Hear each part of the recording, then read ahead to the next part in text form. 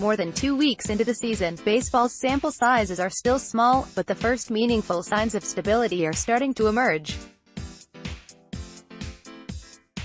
For instance, Mike Trout's name is finally in its rightful place atop the leaderboard for WAR, which means it's time for this season's first edition of SI's MLB Power Rankings. This year, we are doing something a little bit different. Don't worry, we'll still rank all 30 teams every week. Instead of providing one blurb for each club, however, we'll identify a theme for each edition, and we'll dive deep on the 10 teams who embody it most. First up, a way too early analysis of 10 clubs who have gotten off to surprising starts. We are using the change in playoff odds as our guide here, both good and bad. We are using Fangraphs odds, and, as always, these early rankings rely just as much on a team's performance so far as they do on a team's roster potential to the list. Current playoff odds, 3.6%, opening day playoff odds, 16.7%, change, minus 13.1%. The Rockies' offense hasn't been simply bad. It's been truly, stupendously, jaw-droppingly terrible. The .275 OBP begins to convey this. The .323 SLG does, too. These marks are just a start, though. A more illustrative one might be the 45 ops, meaning that this team has collectively hit scarcely half as well as the league average. Or minus 1.5 Fangraphs WAR, which is exactly twice as bad as baseball's second-to-worst offense, Cleveland. Or, in lieu of another metric, a fun fact, unfun division, David Dahl is Colorado's only player currently hitting at or above the league average. There isn't a pinch hitter who had a lone decent at-bat, or a pitcher who lucked into a bloop in one of 2 appearances. Nope. There is Dahl, all on his own. Except, Dahl is currently on the 10-day IL. In his absence, the team's best active hitter is 35-year-old Mark Reynolds, who has been coming off the bench to post a 91 ups. So, really then, there's nothing. There's a dreadful slump for Nolan Arenado, a marginally less dreadful one for Charlie Blackmon, and a regular old slump for Trevor Story. And, for now, that's it. Time to panic? As much as one can in April, yes. There's no way that the entire team can continue to hit quite this poorly, but if at least a few key players don't begin to snap out of it soon, they might not have many options going forward. The Rockies have already dug themselves into a fairly deep hole, and considering that they share a division with the consensus pennant favorite Dodgers, they can't really afford to dig any deeper. Current playoff odds, 15.6%, opening day playoff odds, 10.1%, change, 5.5% so far. Pittsburgh has the best pitching staff in the National League, definitely, yep, just as we all expected. A 2.61 ERA, 176 ERA, seriously, what? Puts them atop the leaderboards here, bolstered by strong performances from Trevor Williams and Jordan Lyles. Unfortunately for the Pirates, though, this has been complemented by a lackluster offense, 83 ops, and most of their wins so far have come against the Reds, which, well, they're wins, but how much do they really count? Are they for real? You know, don't ask how long it will last. Enjoy it while it's here. Current playoff odds, 42.1%, opening day playoff odds, 35.8%, change, 6.3%. Let us gather, round and appreciate 2 players here, Jorge Polanco, Minnesota's best hitter so far, and Jose Berrios, Minnesota's best starting pitcher. Polanco's young career has seen him bounce from much hype prospect to potential bust to post-hype sleeper to, here. He's simply stopped hitting the ball on the ground. His ground ball percentage has been cut in half, dropping his ground ball to fly ball ratio by a third, while his average launch angle has increased by more than 5 degrees. All this has translated to a 1.182 ops, or 219 ops, which has made him one of the 5 best hitters in the American League. Will this be sustainable in the long run? No. Well, at least not at this level. It sure has been fun to watch, though. As for Berrios, his first 3 starts have seen him looking as sharp as he ever has. The 2.18 ERA, he's walking fewer batters and giving up less hard contact. And, man, that curveball. Are they for real? Minnesota's early playoff odds swing has as much to do with Cleveland's struggles as it does with its own successes. The Twins have been seeing best-case scenario outcomes from a number of their players so far. Polanco and Berrios, yes, but hello, slugger Mitch Garver and resurgent Byron Buxton and healthy Michael Pineda, and while all of those can't bear out, some of them likely will, in one form or another. If Cleveland continues to be vexed by injury problems, it has good reason to be afraid, and, really, it might have good reason there, regardless.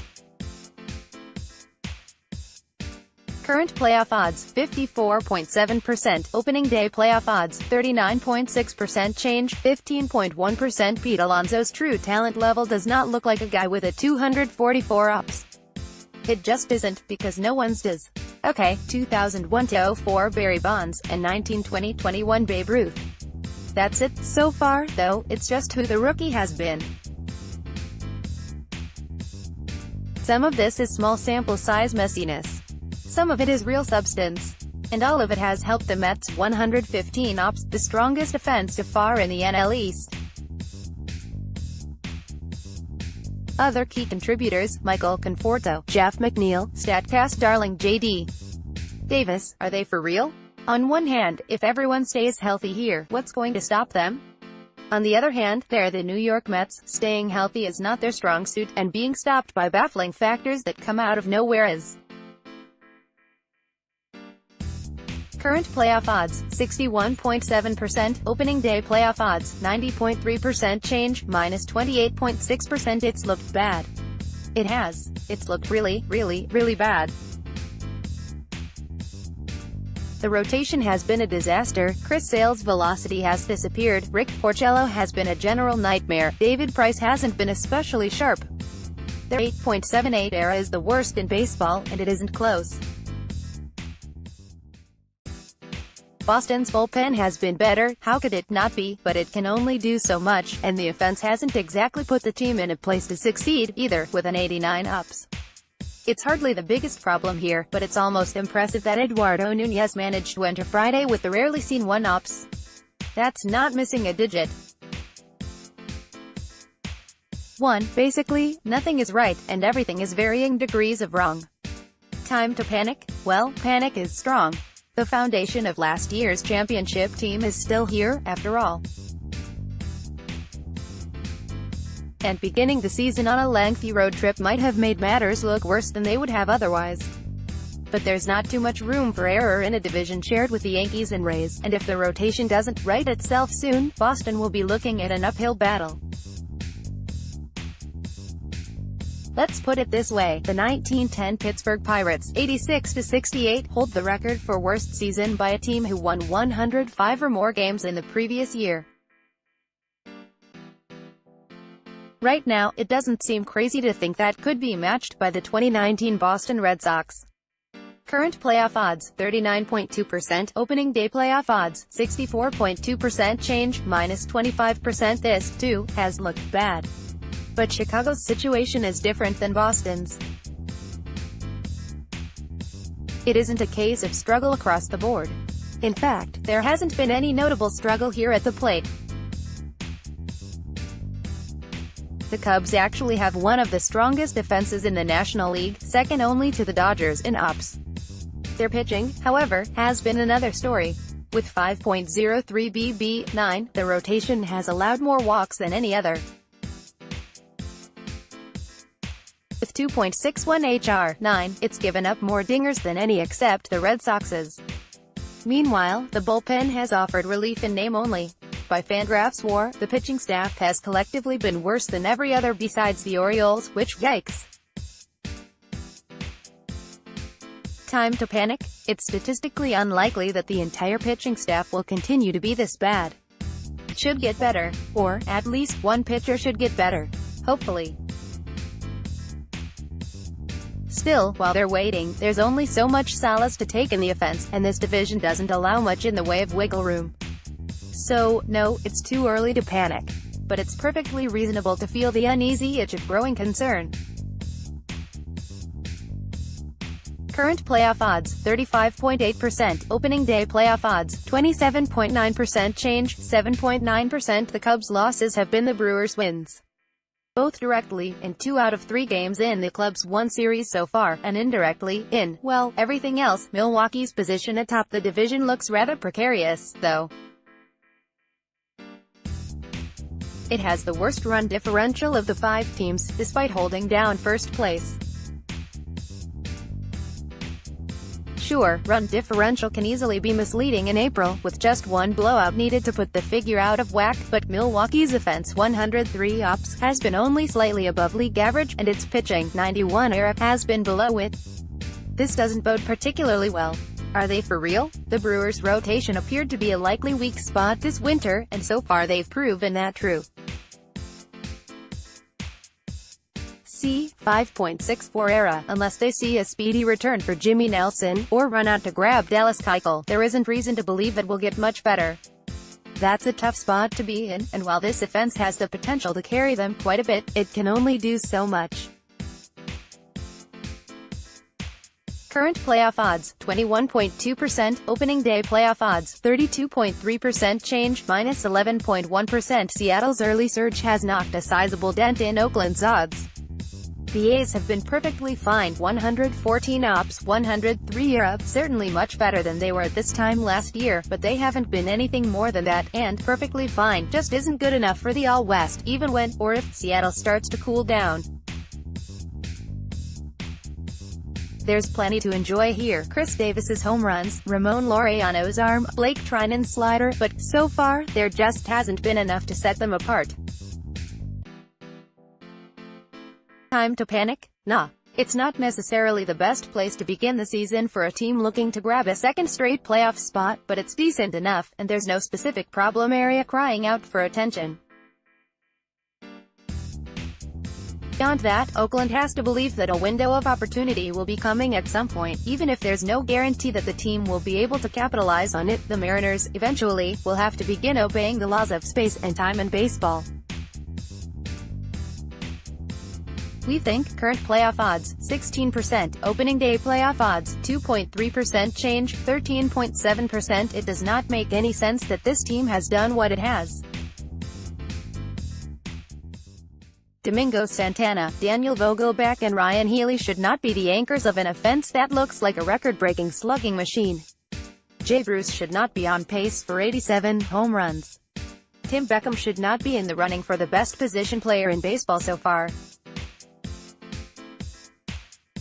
Perhaps most overwhelmingly, this pitching staff, minus James Paxton and Edwin Diaz, plus a year on the calendar for Felix Hernandez, should not be able to support any of this.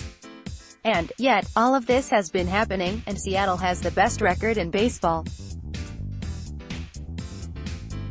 Are they for real? Are the Mariners better than they were expected to be, after the front office's winter announcement of an upcoming rebuild? Yes. Are they this good? Well, if they probably won't have a 158 ops forever, they definitely won't have a 108 ERA forever. Current playoff odds, 59.7%, opening day playoff odds, 28.2% change, 31.5%. The pitching staff that had to invent an entirely new role to overcome its limitations in 2018 is, so far, the gold standard for 2019. The Rays' 1.98 ERA is the best in baseball, just like their 214 ERA, 2.64 FIP and 4.59 KBB. With the development of Tyler Glasnow, the addition of Charlie Morton, and the continued success of 2018 AL Cy Young Blake Snell, this rotation hasn't just taken a major step toward being, well, an actual full rotation. It's taken a step toward being an excellent one.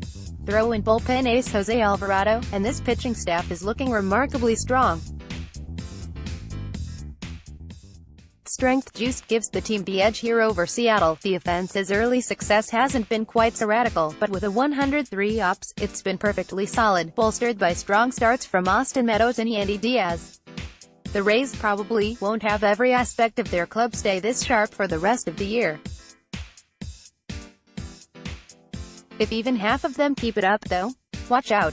Are they for real? The Rays' standing in the division has, of course, benefited heavily from the Red Sox's struggle and the Yankees' injuries.